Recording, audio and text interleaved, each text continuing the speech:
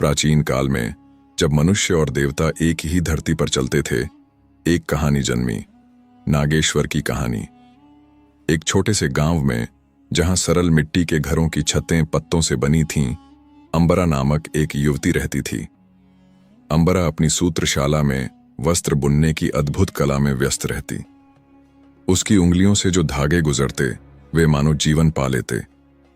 हर एक ताना बाना उसके लिए भावनाओं का संगम था।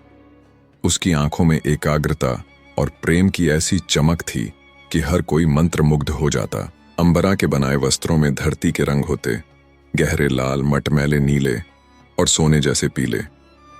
हर डिजाइन में प्रकृति का संदेश छुपा होता, मानो वह वस्त्रों के जरिए कहानियां सुनाती हों।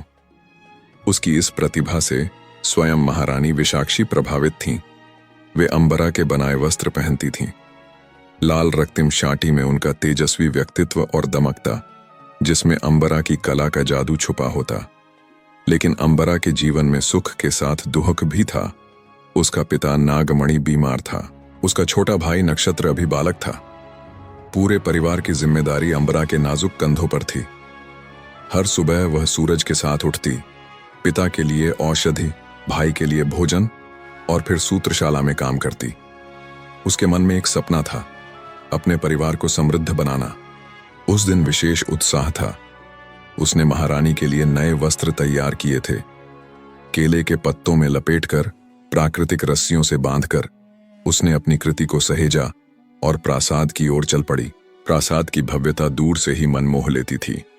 विशाल पत्थरों से बना, नागों और देवताओं की मूर्तियों से सजा, ऊंची दीवारों पर प्रहरी तैनात।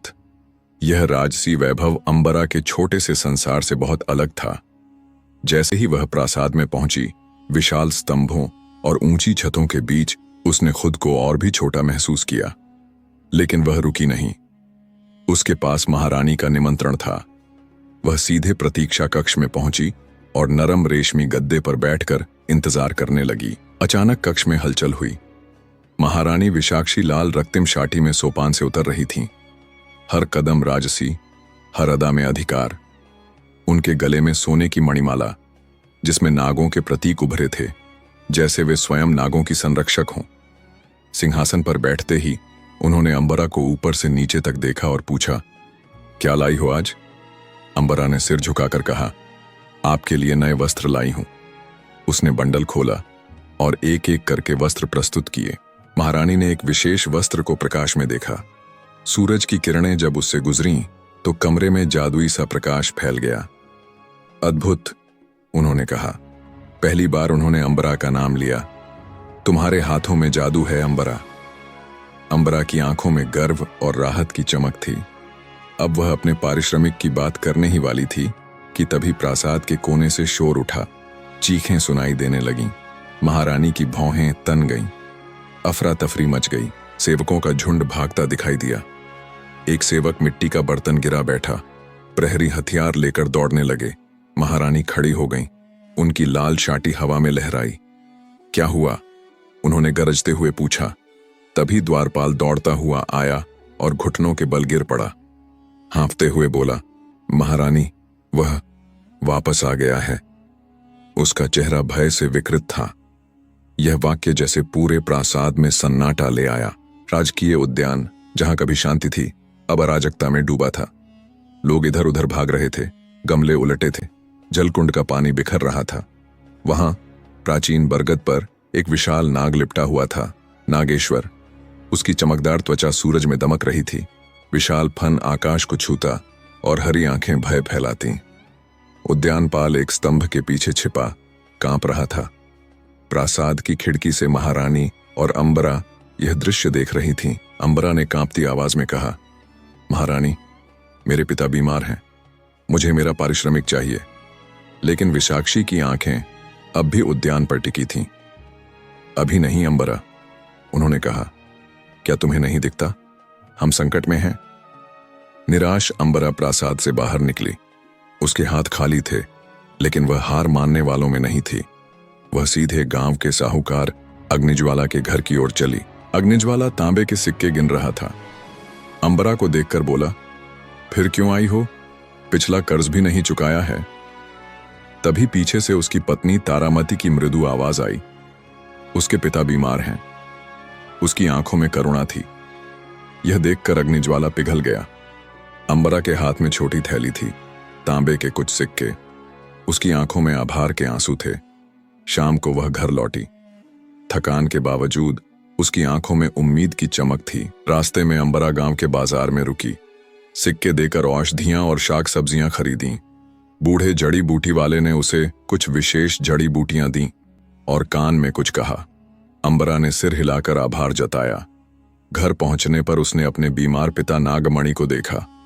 बिस्तर पर लेटे नागमणि की सांसें धीमी थीं और पास में एक मिट्टी के बर्तन में औषधि उबाल रही थी। तभी नक्षत्र आया, हाथ में लकड़ी की छड़ी लिए।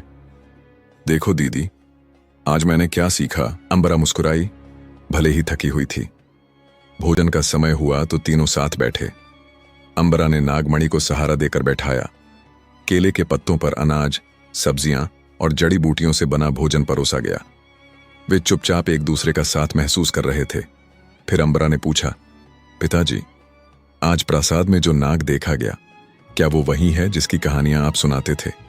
नागमणि कुछ पल चुप रहे, फिर बोले, हाँ अंबरा, वही नागेश्वर है।